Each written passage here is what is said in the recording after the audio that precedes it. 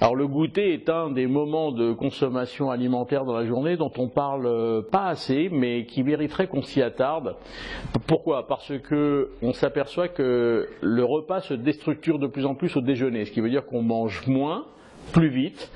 Mangeant moins plus vite parce qu'on est pressé, il arrive 15h, 16h ou 17h où on a un petit creux. Et aujourd'hui est en train de s'installer une demande de goûter, alors que ce soit pour les particuliers de grignotage, mais aussi pour l'affaire. Il existe aujourd'hui des goûters d'affaires. En fait, c'est quoi des goûters d'affaires? Ce sont des réunions qu'on organise entre 15h et 17h. Ça peut être des réunions de commerciaux, ça peut être n'importe quoi en fait par rapport à l'entreprise.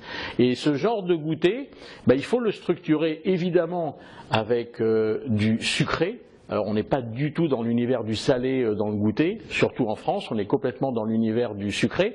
Dans le sucré, ce sont essentiellement ce que j'appellerais des gâteaux de voyage. Des gâteaux de voyage, vous savez, c'est des cakes, c'est des carrot cakes, c'est des cookies, c'est des muffins. Bref, ce sont des petites pâtisseries que l'on peut manger en finger food en plus et qui correspondent tout à fait à ce moment-là.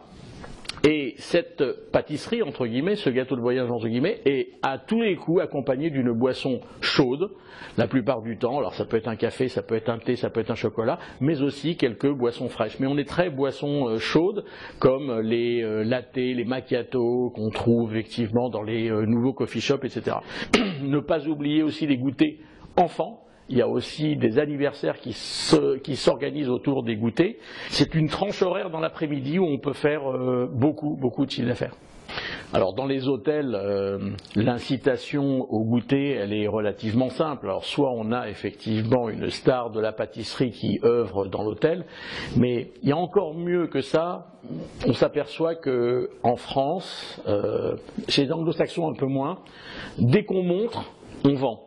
Et au moment du thé l'après-midi, dans cette tranche horaire, on aurait une jolie table avec quelques cakes, quelques muffins, quelques scones, etc. Ça inciterait d'abord les gens, en plus de boire quelque chose, une boisson chaude, parce qu'ils sont sûrement là pour ça, ou une boisson fraîche, de dire « Ah bah tiens, avec un morceau de cake, avec une tranche de ceci, ou un scone ».